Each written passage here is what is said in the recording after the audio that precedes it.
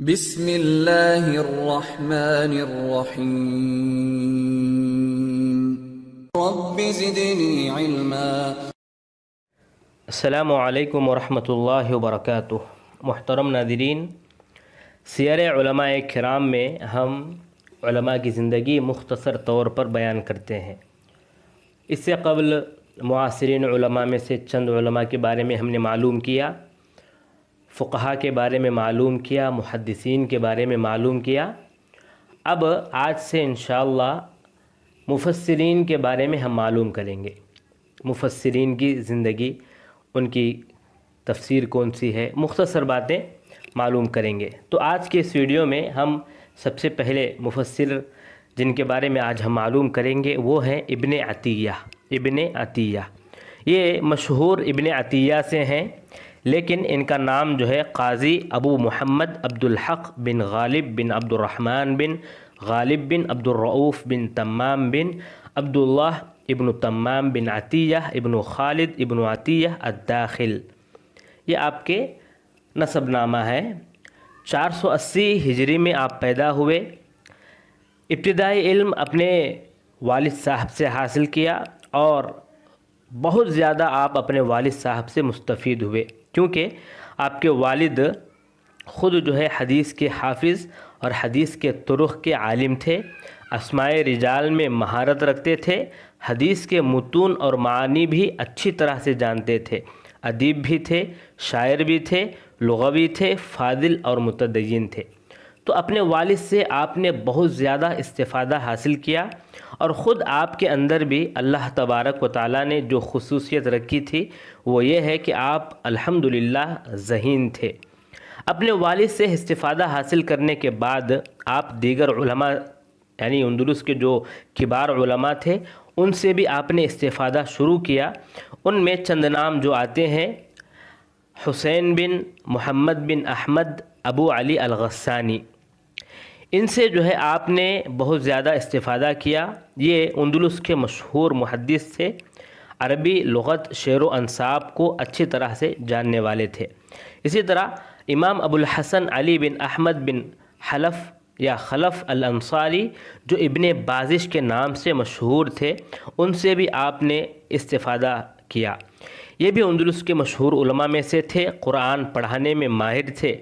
اسی طرح حافظ ابو علی حسین بن محمد بن سکرہ الصدفی، یہ بھی حدیث اور اس کے طرق کے اچھی طرح جاننے والے تھے، قراءت کے بھی جاننے والے تھے، اسماء رجال، علل، جرح و تعدیل میں بھی مہارت رکھتے تھے، ان کی تحریر بھی کافی اچھی تھی۔ اسی طرح فقیہ ابو محمد عبد الرحمن بن محمد عتاب القرطبی جو اپنے دور میں علو اسناد کے آخری شیخ تھے، ان سے بھی آپ نے کافی استفادہ کیا۔ اسی طرح فقیہ ابو عبداللہ محمد بن علی بن عبد الرحمن العزیز ابن حمدین التغلبی، یہ بھی مشہور عالم اندلس تھے۔ اسی طرح فقیہ ابو بحر سفیان بن العاصی ابن احمد الاسدی، صاحب درایہ اور صاحب روایت تھے، ادیب تھے اور اچھے عالم تھے، ان سے بھی آپ نے کافی استفادہ کیا۔ تو ان بہترین اساتذہ سے استفادہ حاصل کرنے کے بعد آپ خود بھی زبردست عالم ہو گئے تھے، جو علماء کے ان اقوال سے ہمیں معلوم ہوتا ہے کہ جو ان کے حق میں علماء نے کہا ہے، جیسا کہ امام ذہبی رحمہ اللہ فرماتے ہیں کہ ابن عطیہ امام، علامہ اور شیخ المفسرین ہیں، فقہ میں امام تھے، تفسیر میں امام تھے، عربی میں مہارت رکھتے تھے، ذکی تھے، ذہین و فطین تھے۔ ابن زبیر فرماتے ہیں کہ جلیل فقیہ تھے، احکام، حدیث اور تفسیر کے جاننے والے تھے، نحوی تھے، لغوی تھے، ادیب تھے، شاعر تھے، بہترین گھر کے چشم و چراغ تھے، سمجھدار اور روشن دماغ تھے۔ ابن فرحون کہتے ہیں کہ فقیہ تھے، تفسیر کے عالم تھے، احکام و حدیث اور فقہ، نحو، لغت اور ادب کے ماہر تھے۔ تو اس علماء کے ان اقوال سے آپ کو اندازہ ہو گیا ہوگا کہ ابن عطیہ کس قدر ماہر عالم تھے اور اپنے دور کے جانے مانے ایک بہترین جو ہے استاد بن گئے تھے، اور خود سیر و سوانح کی جو کتابیں ہیں یہ آپ کی توثیق اور علمی وسعت کی گواہی دیتی ہیں۔ ایک دوسری چیز جو آپ کی علمی قدر و منزلت کو معلوم کراتی ہے وہ ہے آپ کی چھوڑی ہوئی کتابیں، خاص کر آپ کی تفسیر جو المحرر الوجیز کے نام سے آج ہمارے سامنے موجود ہے۔ دوسری کتاب ہے الفہرست۔ اب آئیے آپ کی تفسیر کے متعلق چند باتیں معلوم کرتے ہیں۔ آپ کی تفسیر وہ تفسیر ہے جو تفسیروں میں ایک خاص مقام رکھتی ہے، عظیم فوائد والی کتاب ہے۔ کیوں نہ ہو کہ اس کتاب کو آپ نے جو لکھا ہے اس کا مقصد آپ نے مقدمہ میں ذکر کیا کہ میں اس تفسیر کو اس لیے لکھ رہا ہوں کہ تاکہ میرا اللہ کے نزدیک ایک مقام ہو، یعنی اللہ کا تقرب حاصل کرنے کے لیے میں یہ لکھ رہا ہوں، جیسا کہ آپ المحرر الوجیز کے مقدمے میں آپ دیکھ سکتے ہیں۔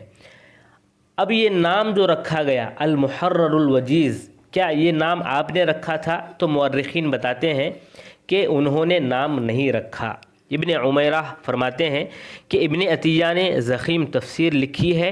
لسان الدین ابن خطیب بھی فرماتے ہیں کہ انہوں نے وجیز نام سے ایک تفسیر لکھی، اچھی طرح تفسیر انہوں نے لکھی ہے۔ البتہ اس تفسیر کو یہ نام دینے والے ملا کاتب حلبی ہیں، اور انہی کے متعلق آتا ہے کہ انہوں نے ہی المحرر الوجیز نام رکھا ہے۔ اس تفسیر کے منہج کی بات کریں تو ابن عطیہ نے اس تفسیر کو معصور اور معقول انداز میں لکھا ہے۔ تفسیر میں احادیث کو ذکر کرتے ہیں، صحابہ اور تابعین سے مروی چیزوں کو ذکر کرتے ہیں، لیکن اسانید بیان نہیں کرتے، حدیث کی تخریج بھی نہیں کرتے۔ کبھی کبھی صحابی یعنی راوی حدیث کو بیان کر دیتے ہیں بس۔ ابن جریر طبری سے بہت زیادہ نقل کرتے ہیں، ان کی رائے پر رد بھی کرتے ہیں۔ اس کے علاوہ آیت سے ممکن احتمالات بھی ذکر کرتے رہتے ہیں۔ دیگر مفسرین سے نقل کرتے ہیں، آیتوں کی تفسیر سہل اور آسان عبارتوں میں کرتے ہیں۔ اشعار سے بہت زیادہ استشہاد کرتے ہیں، قراءات کو بیان کرتے ہیں۔ ابو حیان اپنی تفسیر کے مقدمے میں ابن عطیہ اور زمخشری کے درمیان مقارنہ کرتے ہوئے لکھتے ہیں کہ ابن عطیہ نقل کرنے والے ہیں، جمع کرنے والے ہیں، خالص ہیں، زمخشری خلاصہ کرنے والے اور استخراج کرنے والے ہیں۔ اس تفسیر کو یعنی ابن عطیہ رحمہ اللہ کی یہ جو تفسیر ہے المحرر الوجیز، اس تفسیر کو لکھنے میں یقیناً زبردست علم کا درکار ہوتا، جو آپ کو اپنے مشائخ سے ملا اور ان کتابوں سے ملا جو آپ کو اس تفسیر کے لکھنے میں کافی معین ثابت ہوئیں۔ ان میں چند کتابوں کے بارے میں ہم آج بات کریں گے۔ تفسیر ابن جریر جو کہ جامع البیان فی تفسیر القرآن اس نام سے مشہور ہے، اس تفسیر سے آپ کافی استفادہ حاصل کیے، یعنی اپنی تفسیر میں بہت زیادہ ان کے اقوال کو نقل کیے۔ دوسری کتاب جس سے آپ بہت زیادہ مستفید ہوئے وہ ہے شفاء الصدور، ابو بکر ابن محمد زیاد الموصلی کی، جو نقاش المقری کے نام سے مشہور ہے، ان کی کتاب ہے۔ اور ان سے یعنی نقاش خود ان کے بارے میں مشہور ہے کہ وہ علم حدیث میں ضعیف تھے، لہٰذا ابن عطیہ علم حدیث میں ان کے ضعیف ہونے کی وجہ سے دیکھ سنبھل کر نقل کرتے ہیں اور ضعیف کو صراحت کے ساتھ ضعیف بتاتے ہیں۔ تیسری کتاب التحصیل لفوائد کتاب التفضیل الجامع لعلوم التنزیل، یہ ابو العباس احمد بن عمار المہدوی التمیمی مقری اندلسی کی ہے۔ مہدوی سے بھی آپ نے بہت زیادہ نقل کیے ہیں اور ان پر رد بھی کرتے ہیں جہاں پر ضرورت پڑے۔